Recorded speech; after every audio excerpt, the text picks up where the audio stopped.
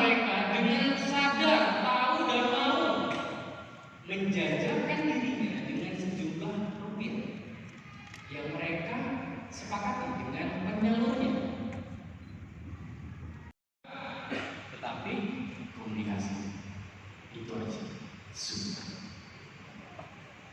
Saya bukan dari kemarin juga. Oke, kita balik lagi Bapak Ibu. Dampak negatif dari digitalisasi hak pekerja migran. Ya, di sini saya ingin menyadari sedikit saja terkait dengan apa sih dampak negatif dari judul tersebut.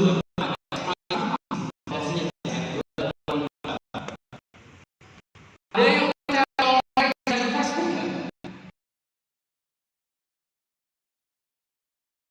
satu indikator mandinya lama mas, biasanya namanya juga cewek kan biasa mas, anak gadis di kamar mandi bawa handphone lama kan biasa ya, namanya juga dia mungkin dengerin musik atau apa segala macam. Itu indikator kedua. Ngecek nggak bapak ibu handphone ini? Nggak bisa mas, di password. Indikator ketiga.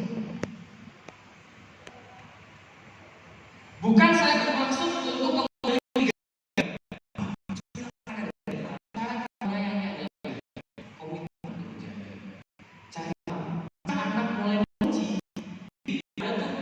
handphonenya udah lock, mau masuk ke WhatsApp di lock lagi, mau buka percakapan di kunci lagi.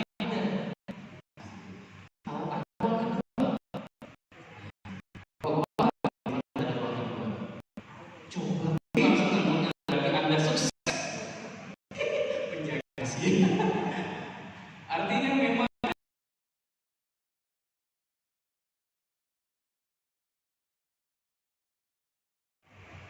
eksploitasi dan bentuk himonnya seperti diberi banyak itu berrendernya itu dari grup sosial media. Yang paling common dan tradisional adalah Facebook. Bukan saya bilang orang-orang yang pakai Facebook itu tradisional, tidak, tetapi ini adalah media atau platform yang paling sering dan banyak digunakan oleh orang untuk menebar bonus berikutnya. Boleh, nah ini ada contoh kasusnya, ini bisa dibagiin aja dan baca-baca. Di tahun 2020 di Malaysia ada jauh-jauh ini lagi kita. Oke, next. Boleh. Nah, ini pelanggaran privasi atau keamanan data. Penggunaan teknologi digital.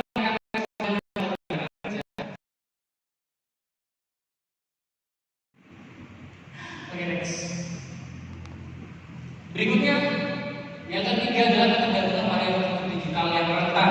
Saya bilang rentan kenapa? Karena saya harus berani berbicara bahwa ada beberapa infrastruktur di Indonesia itu masih belum. Kalau saya bilang belum nanti di host adalah punya kita. Numpang wifi orang ketika urgent memang boleh, tetapi kalau urgent banget jangan sampai mengakses e-banking, e-wallet atau kredensial apapun yang tertahu di handphone. Jangan. Mungkin kalau misalkan terpaksa yang banget nggak ada kuota numpang wifi, cukup kirim Indonesia periode tertentu atau memberikan capacity building terhadap SPF Singapore Police Force kayak gitu timbal baliknya. Jadi kita tahu kan di sana, kita juga dapat relasi dengan di sana. Gitu. Ada lagi ya? Masih ada di sana. Oh iya. Maka pelatihan kerja di situ dilatih bahasa dengan tujuan oleh ketahuan bahasa. Dan bahas ini masalah penyalahgunaan digital. Pertanyaannya gampang, tapi semoga sepuas. Visa apa yang dibawa masuk ke negara tersebut? Sebab pada tahun 2004 saya ke Malaysia ada istilah visa tenda. Pada visa anak itu visa turis sebulan. Belum lama sebulan PM Indonesia dengan hormat banyak ditangkap polis. Sekian, terima kasih. Baik Pak. Mohon maaf tadi dengan Bapak siapa? Bapak Santoso Pak. Bapak Santoso. Bapak Pamungkas. Baik Pak Bambang, terima kasih banyak pertanyaannya. Mudah-mudahan jawaban saya juga bisa membantu menjelaskan. Visa apa? Saya tidak tahu Pak, visa apa. Tetapi yang saya bisa sampaikan adalah setahu saya di Asia memang ada beberapa negara juga itu free visa, hanya cukup pakai paspor. Saya ke Malaysia tidak perlu pakai visa, yang penting paspornya berlaku. Jangan sampai mau expired kayak biasanya kayak masih berlaku, tapi expirednya 6 bulan lagi itu udah kayak diwawangi dan terkadang ada kayak actionnya gitu. Itu udah mungkin sih. Kayak biasanya cuma itu aja.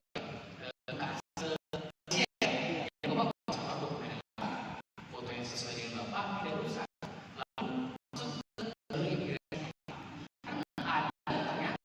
Facebook menawarkan jasa TikTok pakai kemarin jasa masuk ke Malaysia.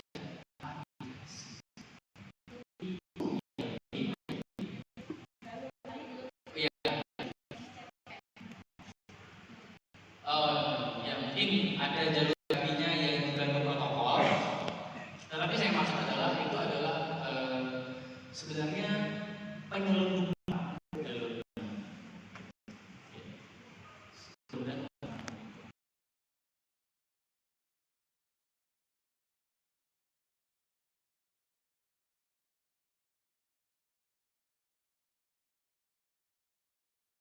Dampak dari kenapa selalu tentang pembahasan ekonomi dan ekonomi, yaitu karena masih banyaknya persyaratan-persyaratan yang tidak masuk akal yang harus bisa diterapkan pemerintah untuk mendapatkan kerja yang layak. Itu yang pertama. Memberikan edukasi berbagi cerita, ya. Terus lanjut kepada para pendidik ya di Tangerang, di Selada Tangerang, ini di Keuskupan bersama teman-teman KKP.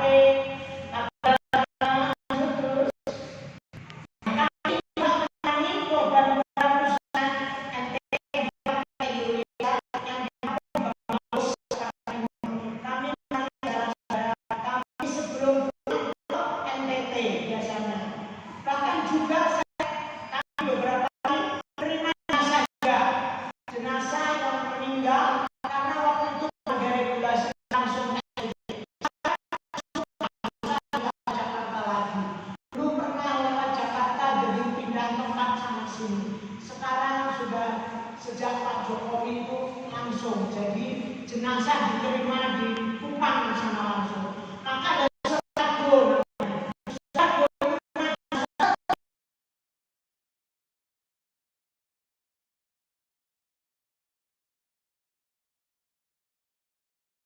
komuni, Dijen Data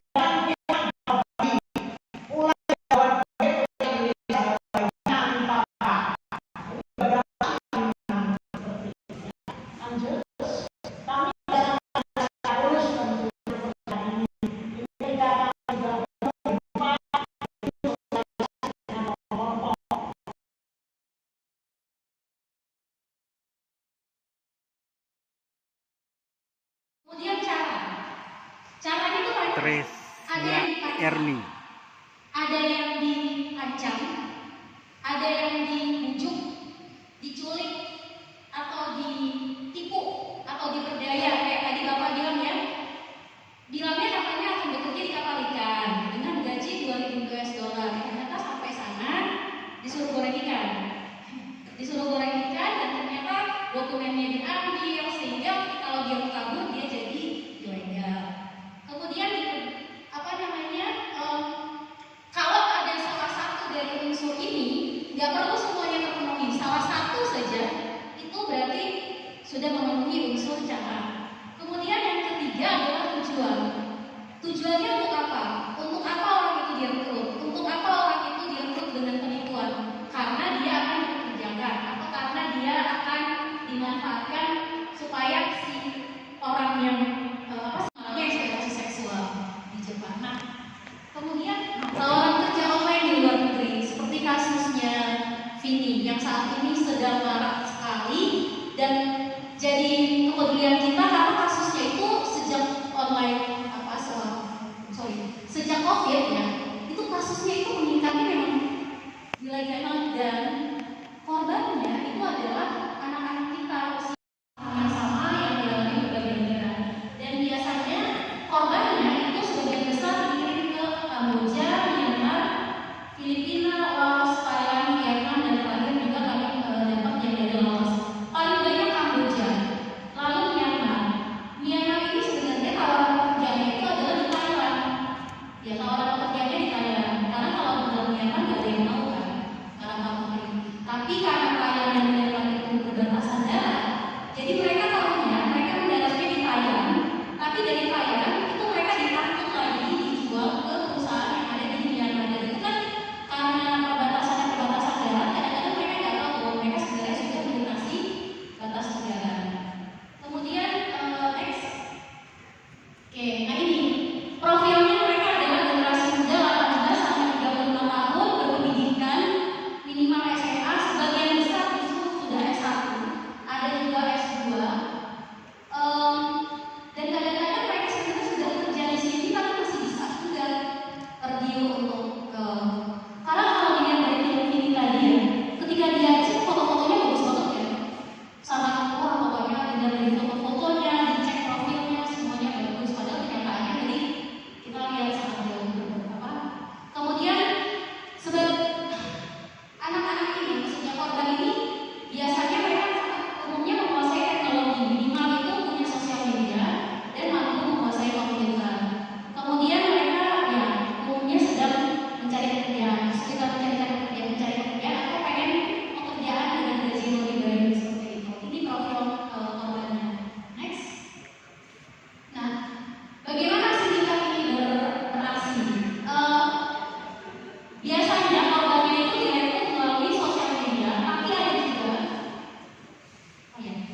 juga yang direkrut melalui teman, kerabat, tetangga. Kemudian ketika tiba di negara tujuan, biasanya paspor mereka langsung diambil, kemudian mereka dimasukkan. Mereka nggak pernah dapat kontrak kerja, kalaupun ada kontrak kerja dalam bahasa yang tidak mereka pahami, langsung disuruh tanda tangan dan biasanya itu dengan paksaan. Kemudian biasanya mereka dapat visa kerja. Jadi visanya adalah visa turis dan biasanya dibilang nanti visa kerjanya diurus di sini, tapi ternyata akan diurus.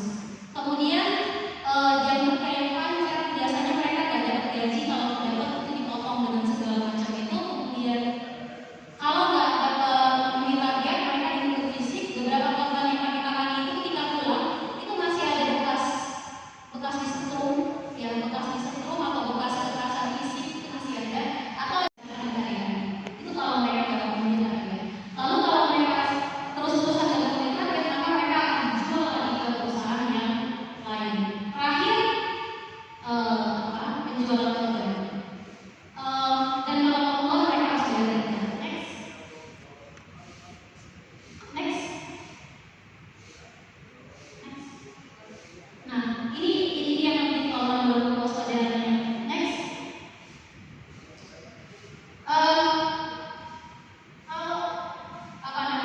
Lalu ketika artinya sesuatu yang diwaspadai, mungkin ini bukan TPPO, tapi kemungkinan besar ini adalah TPPO. Dia harus hati-hati. Ini tawaran kerja dengan gaji tinggi, kalau pendaftaran yang terlalu ringan, kemudian komunikasi dilakukan sebagian besar melalui online. Kalau interview juga dilakukan online. Lalu lewat WhatsApp group, Telegram group, itu banyak banget. Kemudian paspor, visa, tiket itu biasanya diurus semua sama perusahaan agent yang ada dari luar negeri. Jadi kita tinggal dapat korbannya juga tinggal dapat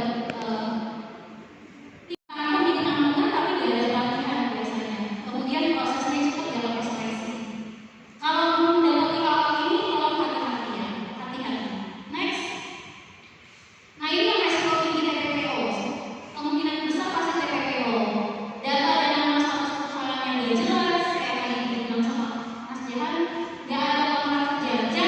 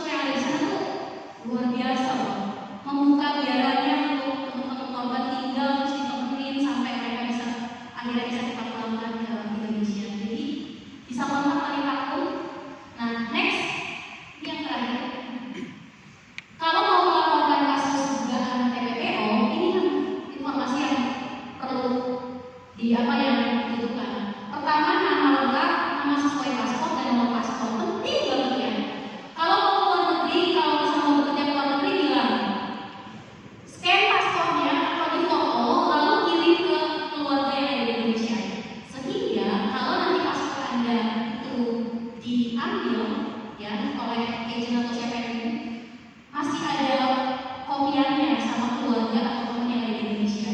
Jadi kalau ada masalah, kita bisa tahu dari apa namanya, ada teman atau keluarga yang masih menyimpan